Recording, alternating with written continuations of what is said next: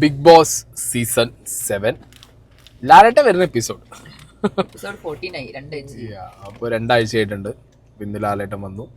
ഒരുപാട് കാര്യങ്ങൾ ചോദിക്കാനുള്ള ഒരു വീക്കെൻഡ് എപ്പിസോഡ് തന്നെയാണ് ഈ ഒരു weekend episode. Especially Giselle versus Anumol. ആ സംഗതി ഇങ്ങനെ പക്ഷെ അത് ഒരുമാതിരി കത്തിക്കൊണ്ടിരുന്ന തീക്ക് വെള്ളം കോരി ഒഴിച്ച അവസ്ഥയിലായി. ഇനിയിപ്പോ നാളെ അത് കൂടുതൽ എന്തെങ്കിലും ചോദിക്കോ പറയോ എന്നുള്ളതിനെ കുറിച്ച് എനിക്ക് ഐഡിയ ഇല്ല. ബട്ട് അത് വളരെ മൈൽഡായിട്ട് ചോദിച്ചിട്ട് പോയി. എന്താണെങ്കിലും ലാലേട്ടൻ വന്നിട്ട് ഇന്നത്തെ കാഴ്ചകൾ എന്ന് പറഞ്ഞത് ഓൾറെഡി ലൈവിൽ നമ്മൾ കണ്ടതാണ്. ഷാനവാസും അനീഷും തമ്മിലുള്ള കോൺവെർസേഷൻ ആണോ തമ്മിലുള്ള അടിയാണോ? അല്ല, ഞാൻ ഒരു കാര്യം പറയട്ടെ. ഷാനവാസ് അനീഷിന്റെ നിന്റെ അച്ഛനോട് പറയാന്നുള്ളത് മോശമാണ്. പക്ഷെ ഉറങ്ങി കിടക്കുന്ന ഒരാളെ നീക്കണം മരക്കഴുതെന്ന് രാവിലെ തന്നെ പറഞ്ഞ തന്തയ്ക്കല്ലാതെ പിന്നെ അതെനിക്ക് തോന്നുന്നു അനീഷ് പറയാൻ കാരണം ആ ഒരു ഫ്രണ്ട്ഷിപ്പിന്റെ ഭയങ്കര ബോണ്ടുണ്ട്. എത്ര കച്ചറ ഉണ്ടാക്കിയാലും ആ ഒരു ബോണ്ടിന്റെ പേരിലാണ് അത് അയക്കും ഭയങ്കര ഷോക്കായിട്ട് അനീഷ്. എന്താ പറയുക, അത് ആക്ച്വലി അനീഷ് ആരെയായിട്ട് ഇവിടെ കമ്പനി ആവണ്ടെന്ന് പറഞ്ഞ ഒന്നാളാണ്. എനിക്ക് തോന്നുന്നത് ഷാനവാസിന്റെ ക്വാളിറ്റിയാണ്. മനസ്സിലായോ? ഷാനവാസ് എല്ലാവരുടെ അടുത്തും ആ സ്പേസ് വെച്ചിട്ടുണ്ട്. ആ വീട്ടിനകത്ത് പറയേണ്ട കാര്യങ്ങൾ ഷാനവാസിന് പറയാനും പറ്റുന്നുണ്ട്. നാളെ പോയി ഭയങ്കര ക്വാളിറ്റിയാണ്. കാരണം എന്താ വെച്ചാൽ ഒരേ സമയം ഒരാളെ ഇതായി നിൽക്കണമെന്നില്ല. പറയേണ്ടത് പറയും, അല്ലാതെ നല്ലതാണെങ്കിൽ നല്ലതും പറയും. അതെ, അതായത് ക്യാപ്റ്റൻസി എങ്ങനെയാണോ കൃത്യമായിട്ട് ചെയ്തത് അതേപോലെ തന്നെ ആസ് എ കണ്ടസ്റ്റന്റും നല്ല രീതിയിൽ ഷാനവാസിന് പോകാൻ പറ്റുന്നുണ്ട്. മെച്ചൂർഡായ ആള് ബിഹേവ് ചെയ്യണ പോലെ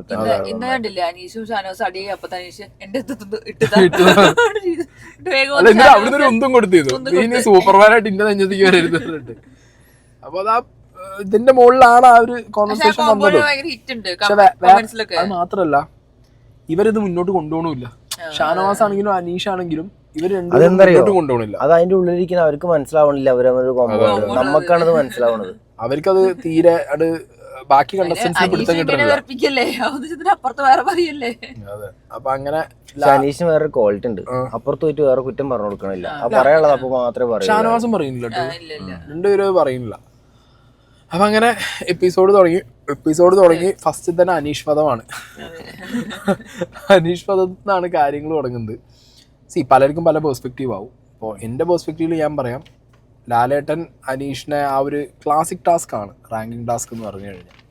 അനീഷ് ഓൾറെഡി 5 കൊല്ലം ലീവ് എടുത്ത് എല്ലാം പഠിച്ചരച്ച് കലക്കി കുടിച്ച് വന്ന ഒരാളെന്ന് പറയുമ്പോൾ ക്ലാസിക് ടാസ്ക് കൊളാക്കി വിട്ടതിന് അവർക്ക് ദേഷ്യം വരും. കാരണം അതിപ്പോൾ ഉണ്ട്, എനിക്കും അറിയാം. കാരണം പെട്ടിയെടുത്ത് പോകുന്നപ്പോൾ 2 ദിവസം ഓടിക്കാനുള്ള ടാസ്ക് ഒറ്റയ്ക്ക് നിർത്തി പോകുന്നതിനുള്ള പണ്ടാറക്കാലാന്നുള്ളത് ഞാനും കേട്ടതാണ്.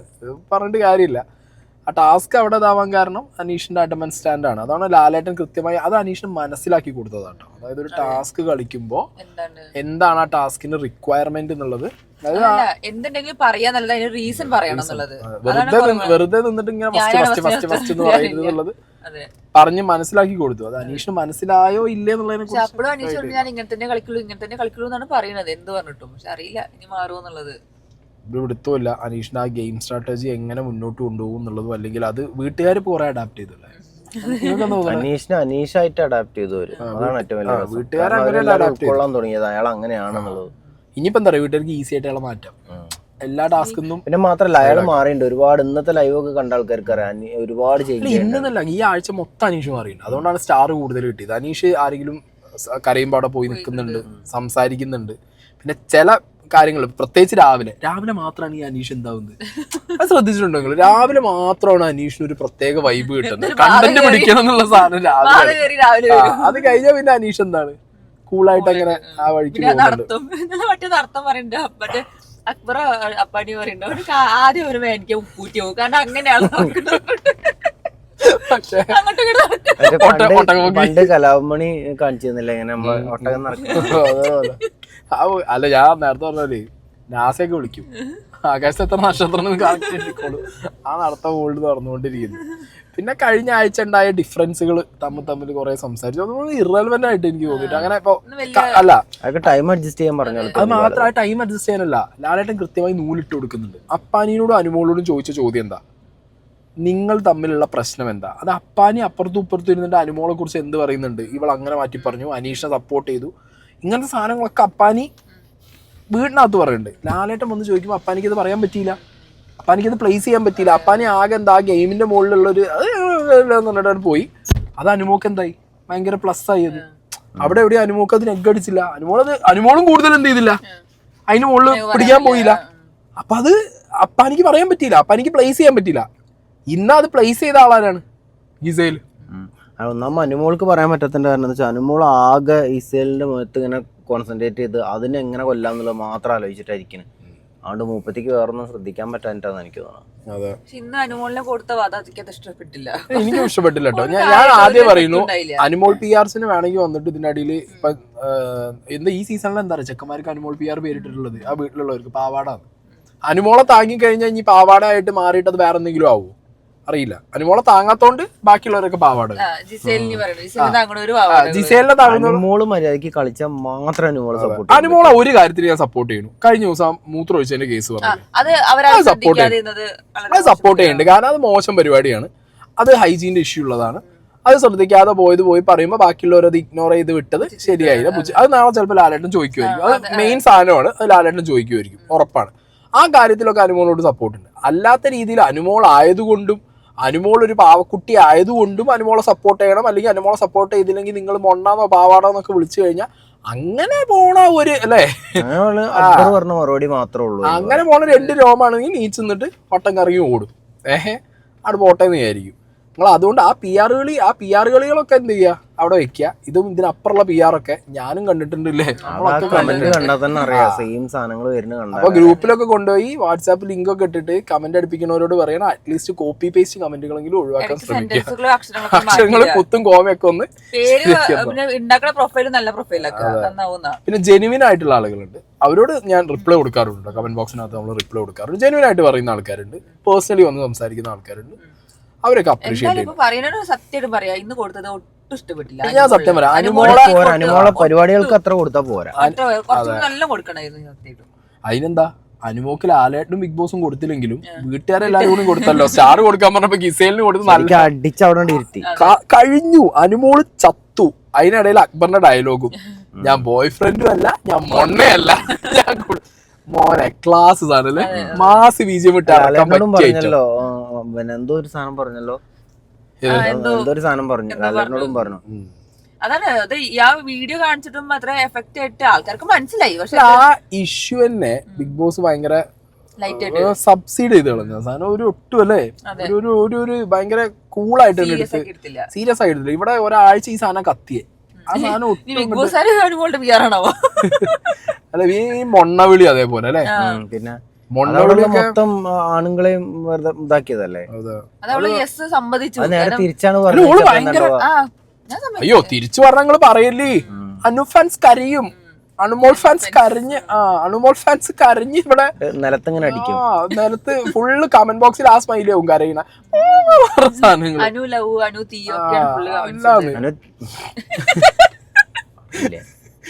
അപ്പോ അതങ്ങനെ പോയി. എനിക്ക് ആ പോർഷൻ തന്നെ കംപ്ലീറ്റ്ലി പറ്റിയില്ല. അത് ലാലേട്ടൻ ഹാൻഡിൽ ചെയ്ത രീതിയും പരിപാടികളൊന്നും എനിക്ക് പേഴ്സണലി ആ സാധനത്തിൽ ഒരു താല്പര്യം ഉണ്ടായില്ല. പക്ഷെ അതെ കലാഭവൻ സരിക അവര് പൊളിച്ചിട്ടാ അവർ ആ സാധനം. അത് ശരിക്കും ആര് പറയണ്ടായിരുന്നു, അപ്പാനി പറയേണ്ട കാര്യമായിരുന്നു. അത് അവര് പറഞ്ഞു. അവര് കളിച്ച സമയത്ത് ഇവിടെ അപ്പുറം അവിടെ തന്നെ ഡബിൾ സ്റ്റാൻഡ് പൊളിഞ്ഞിട്ടുണ്ട്. ഇപ്പൊ നിങ്ങൾ ആരും പറയണ്ട ഞാൻ എന്തെങ്കിലും ഗ്രഡ്ജ് ഉള്ളതെന്ന് തരും. നമ്മൾ കളി വെച്ചിട്ടാ പറയുന്നത്. നമ്മൾ ഒരു PR അല്ല, ഒരു മനുഷ്യൻ PR എന്ന് പറഞ്ഞ സാധനം കൊണ്ട് ഇന്റെ അടുത്തേക്ക് ആരും വരും വേണ്ട. നാളെ അനുമോൾ ഈ സീരിയലിലെ പരിപാടിയൊക്കെ നിർത്തി സപ്പോർട്ട് ചെയ്ത് അതുകൊണ്ടാണ് അനുമോളെ പറഞ്ഞത്. എന്താ അനുമോള് ഹൈജീന്റെ കാര്യം പറയുമ്പോൾ സംഗതി പറയുമ്പോഴൊക്കെ അടിപൊളിയാണ്. അല്ലാതെ ഇമാതിരി ഉടായ്പ വേലകൾ കാണിച്ചിട്ട് പുറത്തുനിന്ന് PR കയറ്റി കൊണ്ടുവരാതാണ്. അനുമോക്ക് അതിന്റെ ഭയങ്കര അഹങ്കാരമുണ്ട്. മാത്രല്ല ശൈത്യ ഈ ആഴ്ച രക്ഷപ്പെടാൻ കാരണം എന്താ അറിയോ, ഇന്റെ അറിവിൽ ശൈത്യയും ബിൻസി ആയിരുന്നു ഏറ്റവും ലാസ്റ്റ് കിടന്നിരുന്നത്. ബിൻസി സെക്കൻഡ് ലാസ്റ്റ് ആണെന്നാണ് ഇന്റെ ഒരു അറിവ്. ശൈത്യ കഴിച്ചിലാവാൻ തന്നെ കാരണം ഈ അനുമോളൊപ്പം ഈ കുലസ്ത്രീ കളിക്ക് നിന്നിട്ടാ. മനസ്സിലായോ? എന്തായാലും അനു എന്തായാലും രക്ഷപ്പെട്ടു. അനുവിന്റെ ഫ്രണ്ട് ആണല്ലോ ശൈത്യ, ഒരെണ്ണം മാറ്റി അടിക്കുകയും ചെയ്യും. ശൈത്യനെ ശരിക്കും പുറത്താക്കേണ്ട സമയമൊക്കെ എപ്പോഴും കഴിഞ്ഞിരിക്കുന്നു. ബിൻസി അതിനും ശൈത്യനേക്കാൾ നന്നായി കളിക്കുന്ന ആളായിരുന്നു. എന്താ പറയാ അനുമോളും മറ്റേവരും സംസാരിച്ചപ്പോ ശൈത്യന്റെ മുഖം കണ്ടിരുന്നു. ആകെ ഇങ്ങോട്ട് വിളറി വെളുത്ത പോലത്തെ മുഖമായിരുന്നു ശൈത്യന്റെ മുഖം ആ മൊണ്ണന്ന് വിളിയുള്ള സമയത്ത്. അങ്ങനെ ആ ഒരു ഇഷ്യൂ അങ്ങോട്ട് അല്ലേ.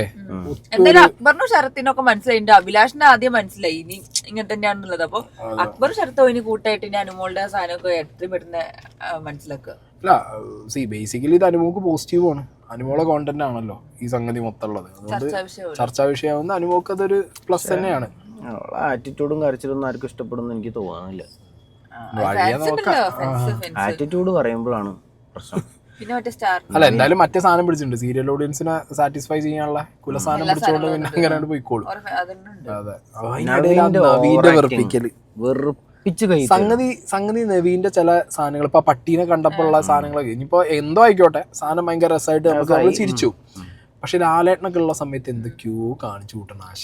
ഇതെന്താ പ്രശ്നം അറിയോ? ആ ഷോനോട് തന്നെ ഒരു റെസ്പെക്ട് ഇല്ല. അത് ആ ഇരുത്തം കണ്ടിട്ട് തന്നെ എന്താണെങ്കിലും ഒരു ആൾക്കാർ കാണുന്ന പ്രോഗ്രാം അല്ല. ഇവൻ ഒരു അറ്റൻഷൻ കിട്ടാൻ വേണ്ടി എന്തൊക്കെയാണ് കാണിച്ചു കൂട്ടുന്നത്.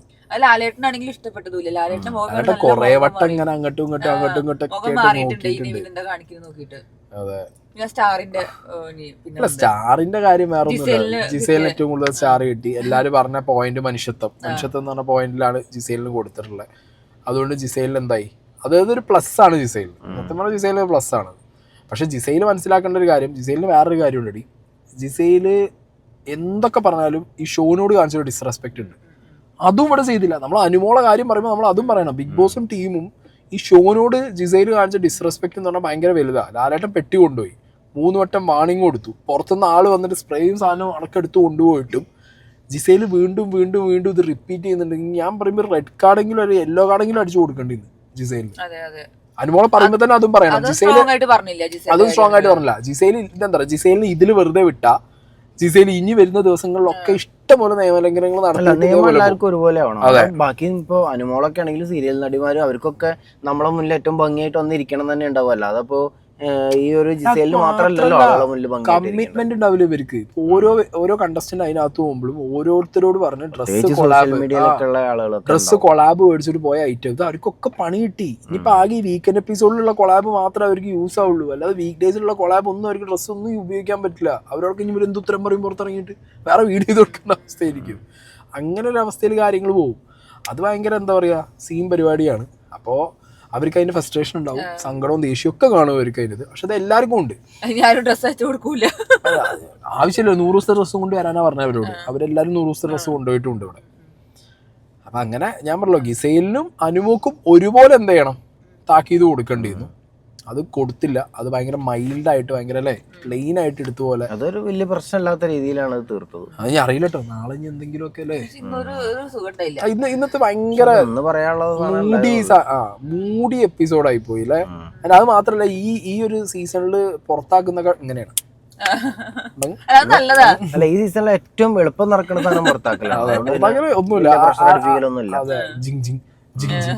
ലൈറ്റ് കത്തുന്നു ജിങ് അതൊന്നുമില്ല. ഒറ്റയടിക്ക് സാധനം എടുത്ത് അത് ഞാൻ അറിയില്ല കേട്ടോ. വരും വീക്കുകളിൽ ചിലപ്പോ അങ്ങനെ തുടക്കമായതുകൊണ്ടായിരിക്കും അങ്ങനെ ആവാനും ചിലപ്പോൾ സാധ്യത ഉണ്ട്. പക്ഷെ ഇന്ന് റാങ്കിങ് ടാസ്കിൽ ഒരു സാധനം ശ്രദ്ധിച്ചോ, ബെൽറ്റ് കറക്റ്റ് ക്ലിയർ ആയിട്ടുണ്ട്. ബിന്നി, അപ്പാനി, മറ്റേ അക്ബർ, ബിൻസി ഉണ്ടായിരുന്നു, ബിൻസി പോയി. ഇപ്പൊ വീട് ഏകദേശം ആദിലനൂറ, അനീഷ്, സരിക ഇല്ല, സരിക പുറത്താ.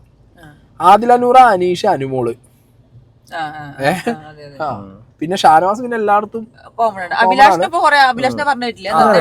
അഭിലാഷും നമ്മളെ ഷാനവാസും ഒക്കെയാണ് സ്വന്തമായിട്ട് തീരുമാനങ്ങൾ എടുക്കുന്ന നിലപാട്. അവിടെ ഇവിടെ ഒന്നുമില്ല. അപ്പുറത്ത് നല്ലത് വരുമ്പോ അവിടെ ഉണ്ട്, ഇപ്പുറത്ത് നല്ല വന്നാൽ അവിടെ ഉണ്ട്, പറയേണ്ടത് അങ്ങനെ നിൽക്കണം. അല്ല ഒരു ഡിപ്ലോമാറ്റ് ലൈനിലാണ് പോകണം. അത് നല്ലതാണ്. ഈ ഷോനകത്ത് സർവൈവ് ചെയ്യണമെന്നുണ്ടെങ്കിൽ ഒരു പരിധി വരെ നമ്മൾ. അതുകൊണ്ടാണ് അവർക്ക് രണ്ടാർക്കും വലിയ പരാതി ഇല്ലാത്തത്. അവരെ കുറിച്ച് ആർക്കും പരാതിയില്ല. അത് അവരെ കുറിച്ച് പരാതി ഇല്ലാത്തതുകൊണ്ടാണ്.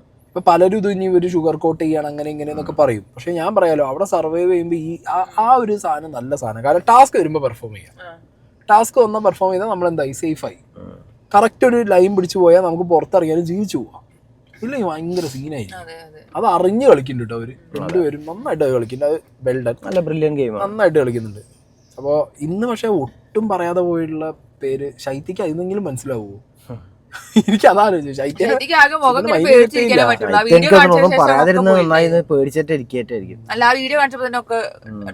അനുമോളെ കാണിക്കുന്നതിന്റെ എല്ലാ ഫ്രെയിമിലും ഉണ്ടല്ലോ. അതാണ് തോന്നുന്നുണ്ട്. അനുമോക്ക് എവിടെയെങ്കിലും ആരെങ്കിലും ഒരു സപ്പോർട്ട് വേണ്ടേ വീടിനകത്ത്. അതിന് വേണ്ടി പിടിച്ചെടുത്തതാ തോന്നുന്നുണ്ട്. എന്താണെങ്കിൽ അതിന് ശേഷം മറ്റൊരു തിരിച്ചു വന്നു. ഒനിയിലും ഷാരിഖും തിരിച്ചു വന്നിട്ടുണ്ട്. ആക്ച്വലി അതൊരു ബോംബിനുള്ള സാധ്യതയും കാണുന്നുണ്ട്. പുറത്തു കൊണ്ടുപോയ സമയത്ത് അവർക്ക് എന്തെങ്കിലും വീഡിയോ കാണിച്ചു കൊടുക്കാനുള്ള എല്ലാ വഴി. കാരണം ഇവർ ഇന്നലെ രാത്രിയൊക്കെ പുറത്തിരുന്ന് കൊടൂര സംസാരമായിരുന്നു ഇവര്. അക്ബർ മറ്റേ ഇവര് സരിക, അപ്പാനി, ബിൻസി ഇവരൊക്കെ ഇരുന്നിട്ട് ഇങ്ങനെ അക്ബർ പറഞ്ഞുകൊണ്ടേയിരിക്കുന്നുണ്ട് ഒനിയിൽ എങ്ങനെ പുറത്താക്കുന്നത് മറ്റേ സാധനങ്ങളൊക്കെ വെച്ച് അങ്ങനെ പറയുന്നുണ്ട്. അപ്പൊ ഇതല്ല നമ്മൾ കാണാത്തയും കേൾക്കാത്തയും വേറെ സാധനങ്ങൾ ഉണ്ടായിരിക്കണം ചിലപ്പോൾ ഇവർ പറഞ്ഞത്. എന്തെങ്കിലും ഒന്നും കൊടുക്കാതെ ഒരിക്കലും ഇത്രയും മണിക്കൂർ വെച്ച് വിടില്ല. ഞാൻ വിചാരിച്ചത് ഇവരെ കുറെ ദിവസം കഴിഞ്ഞേ വീട്ടിലൂ എന്നാണ്. മേ ബി ഇത് വിട്ടതിൽ എന്തെങ്കിലും ഒരു സംഗതി കാണാം ആയിരിക്കാം. പൊട്ടിത്തെറിക്കാൻ ചാൻസ് ഉള്ള ആളുകളെയാണ് രണ്ടാളും ഈ സമയത്തും അടിപൊളിയായി പൊട്ടിത്തെറിക്കാനൊക്കെ ചാൻസ് ഉള്ള ആളുകളാണ്. അപ്പൊ ചിലപ്പോൾ സാധാരണ ക്ലാസ് കൊടുത്തിട്ട് വിട്ടതാവാൻ. അല്ല, ഈ മിഡ് വീക്ക് സസ്പെൻഷൻ എന്ന് പറയുമ്പോൾ ഞാൻ സത്യം പറഞ്ഞു കഴിഞ്ഞാൽ ഇപ്പൊ ഇത് ബ്ലെസ്സിങ് ഇൻ ഡിസ്ഗൈസ് അല്ലേ ഇവർക്ക്. നിങ്ങളൊന്ന് ആലോചിച്ച് നോക്ക്. ഈ വീക്കിൽ അവർ എവിക്ഷനിൽ വന്നില്ല. 2 ദിവസം അവർ പുറത്തിരുന്നാലും സീനില്ല. അവർ അടുത്ത ആഴ്ചക്ക് കയറി. ഇനി അടുത്ത ആഴ്ചയും ടാസ്ക് വരുമ്പോൾ രണ്ടാളും മിഡ് വീക്ക് എവിക്ഷൻ വഴി പോയാൽ അവർ വീണ്ടും എസ്കേപ്പ്. എന്താ അതിന്റെ പ്ലാൻ, അതിന്റെ ലോജിക് എനിക്ക് മനസ്സിലായില്ല. മിഡ് വീക്ക് എവിക്ഷനോ അല്ല, മിഡ് വീക്ക് മറ്റേ എവിക്ഷൻ ആണെന്നുണ്ടെങ്കിൽ കുഴപ്പമില്ല. ഇത് സസ്പെൻഷൻ എന്ന് പറഞ്ഞ് ആക്കുമ്പോഴാണ് ഈ പ്രശ്നം പറ്റുന്നത്. അവർ എസ്കേപ്പ് ആവില്ല ചെയ്യുന്നത്. സസ്പെൻഷൻ ആയവര് 2 പേരെ റൂമിൽ കൊണ്ടാക്കി. മിഡ് വീക്ക് സസ്പെൻഷൻ അത് ശരിക്കും ഇപ്പൊ ഞാൻ പറയാലോ, ടു ബി ഹോണസ്റ്റ്, ബിൻസി പോയ സമയത്ത് ചിലപ്പോ ഷാരിഖയോ ഒനീലോ വേണമെങ്കിൽ പോവാം അല്ലേ? ചാൻസ് ഉണ്ട്, ഹൈ ചാൻസസ് ആണ്. ആകെതിൽ അവർക്കുള്ള ഡിസഡ്വാൻറ്റേജ് എന്ന് പറഞ്ഞാൽ 2 ദിവസം അവർ സ്ക്രീൻ സ്പേസ് കിട്ടിയില്ല എന്നാണ്. പക്ഷെ അവർ ടാസ്ക് ഒരു മേജർ ഈ ഷോന്റെ മെയിൻ കോർ എന്താ, ടാസ്ക് പെർഫോമൻസ് ആണ്. ആ ടൈമിലൊക്കെ അവരോട് ഉണ്ട്. അത് കഴിഞ്ഞിട്ടാണല്ലോ അവർ പോയേ. ബാക്കിയുള്ള ദിവസം എന്താ, ഒന്ന് നമ്മളെ ഡ്രൈഡേ, ഒന്ന് ഷൂട്ട് നടക്കുന്ന ദിവസം. ഈ 2 ദിവസമല്ലേ അവർ വാങ്ങിട്ടുള്ളൂ. അതിന്റെ മണിക്കൂറുകളിൽ അവരെ കിട്ടിയില്ലെങ്കിൽ അവർക്ക് വലിയ പ്രശ്നമില്ല. ഞാൻ പറയുമ്പോ ഇവര് രക്ഷപ്പെട്ടതാണ്. ഒനിയിലും